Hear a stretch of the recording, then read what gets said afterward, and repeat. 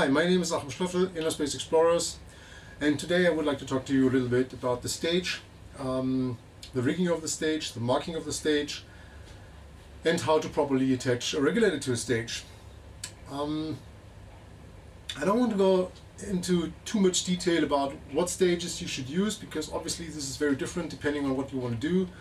The general recommendation for us is when you start diving a stage, this is normally after the level 1, which means it's a 50% decrease stage, and we usually recommend 7 liter for that, because in the 45 meter range, diving 2135 plus 50%, you rarely get more than 30, 35, maybe 40 minutes of decompression, and that is easily doable with a 7. And following the concept of only take what you need, the 7 is quite nice, whilst the 40 cubic feet is actually a bit small for that. When you start diving more stages, this is usually in the level 2 range, you need additionally to the 7 liter an oxygen and a bottom stage. So the oxygen normally is 40 cubic feet, which is a little bit smaller, about 5.2 liters. And then as bottom stage, you usually want the biggest one you can get, which is an 80. And so the set is a 40, a 7, and an 80 cubic feet. But that's just as a side note, because I see so many people diving with 380s, which in my opinion is nonsense, because it's much more bulky. And if you try dive both versions after each other, so first with the 40, the 7 and 80, and then with 380s, you will actually notice a big difference. While the small setup is much nicer, much more streamlined, and the argument of I can do more dives with one stage, yeah, it's true. So if you go somewhere where you have no filling logistics, that may make sense, but generally I like to start my dive with full stages and a proper setup. Let's talk a little bit about the stage itself. There's various manufacturers, there's obviously stages with different weights, so also here you cannot say, well, an aluminum bottle is automatically a good stage, so you have to check it out a little bit. So it should be positive when empty, and should be neutral around 100 to 120 bars, just as a rule of thumb.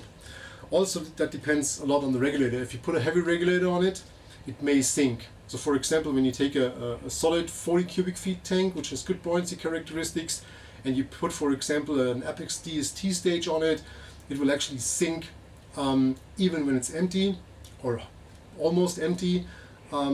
Also, when you have big bolt stumps on it, it's a small tank that actually influences its buoyancy. So if you do this with a couple of stages, that will actually influence your buoyancy and trim. So we always recommend a lightweight regulator. We use Scuba Pro with the swivel. I'll show that in a second, but obviously there's plenty of other brands with proper regulators, so whatever you want to do, just keep the weight in mind. The stage itself has a clean rigging.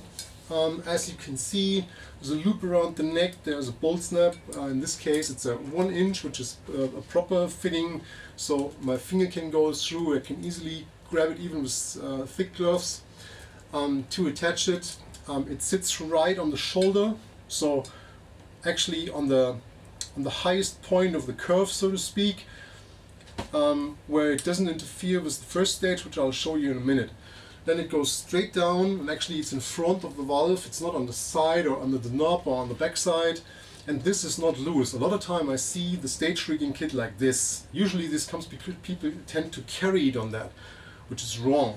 Because now suddenly you have this big loop here, which can cause an entanglement. You can reach through it. The hose of the regulator comes through. It needs to be tight. There's a hose clamp around it. The hose clamp is protected by some webbing, actually a tube of webbing, which you can find in climbing stores. The already manufactured stage rigging kits have this when they come, so you don't have to look for it. And there's the tail. The tail is roughly, again, rule of thumb, is roughly the width of a hand, right? And the regulator in that case is a 1 inch as well, but it can also be a 3/4 inch, because you do not do it like this, but you usually grab the entire tail and then take the index finger, find the D-ring and clip it in, so you don't need the big eye here. Okay, then we need the rubber bands. We need two. We need one roundabout in the middle, which holds the second stage, and we need another one underneath the clamp, and I usually have a third one because Murphy's always diving with us, so these things tend to break normally during a dive and not before or after. So I have a third one so I can make sure my regulator is stored nice and clean and I don't get an entanglement or not dragging it through the mud or whatever. Okay, let's have a look at the marking. A lot of times I see this marking somewhere up here, which does not make a lot of sense, because when the tank is attached to you as the diver, it is roughly like that. So this is clipped to your shoulder D-ring and this goes to your hip D-ring. So a marking here is good for what? So if I'm diving, I may have my arm over it. If I have a second stage, the second stage may be on top of that, so it's not readable. So for myself, I don't need the reading here either, because I do not check which bottle I have by taking it away and making eye contact with this. This is nonsense.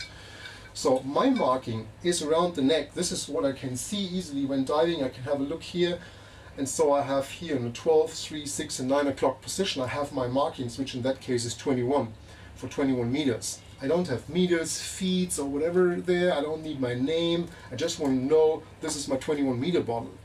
This marking is for my partner.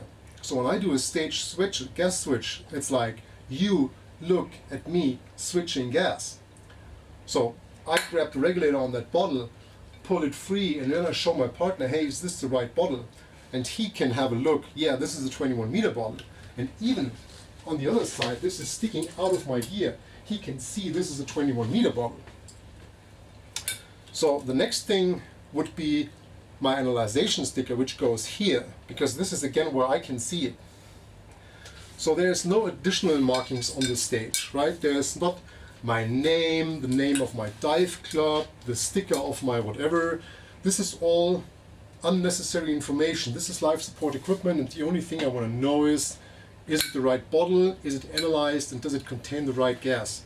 Still, one of the #1 killers in technical diving is breathing the wrong gas at the wrong depth. And to prevent that, we need a clean procedure, and the clean procedure is based on a clear marking. That's it, full stop. Alright, let's have a look at the regulator. The regulator has a 1 meter hose. There's no color code or anything in it. Actually, I have the white ones on it because for the videos they're clearly visible, but they have no meaning regarding what gas in the bottle or something like that. Same second stage as I use normally on my backup regulator, so I only have one piece of toolkit and spare parts and whatever, and a swivel first stage with a short SPG hose and brass SPG with tempered glass, no plastic. Okay, let's see how we attach this.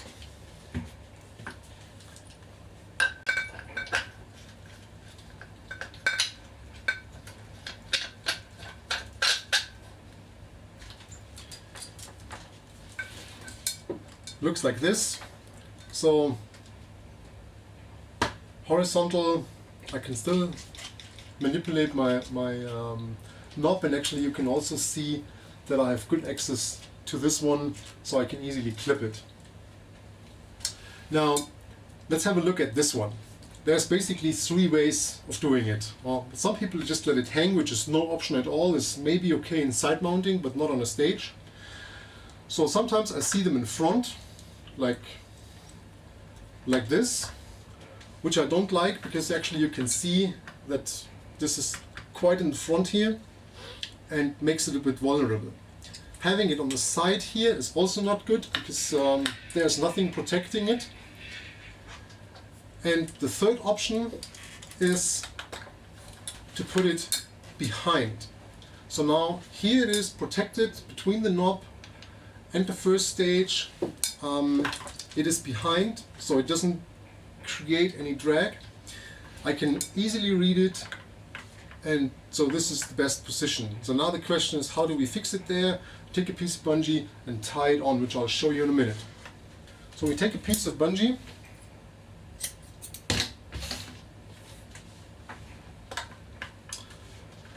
and we catch the SPG like this. So we make a loop, go over it, and then down here, we catch the hose and then bring it to the front and tie it down here.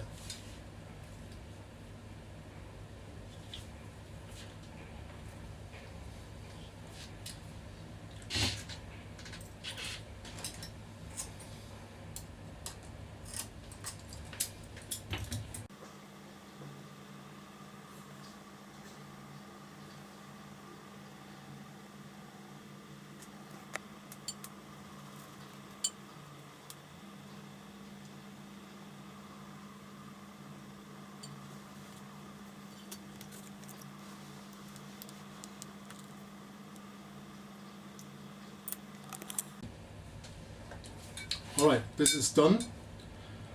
So it's nicely stored. And now for the regulator. The regulator is, when you look at the stage, it's on the left side of the stage rigging. Alright, the hose now goes down here, through the first loop, and then through the second loop. And a lot of time I see the second stage up here, which is not good because it interferes with the bolt snap. So as a rule of thumb, the second stage goes roughly in the middle of the tank. Mouthpiece goes behind the hose, this goes down here, and now this is a clean stage setup, right? And you can also see that it's easy to manipulate. This one, I can easily clip it in. And now when I take the stage and I have it, the second stage is protected in my armpit. And if I put a second stage on it, it will also not interfere.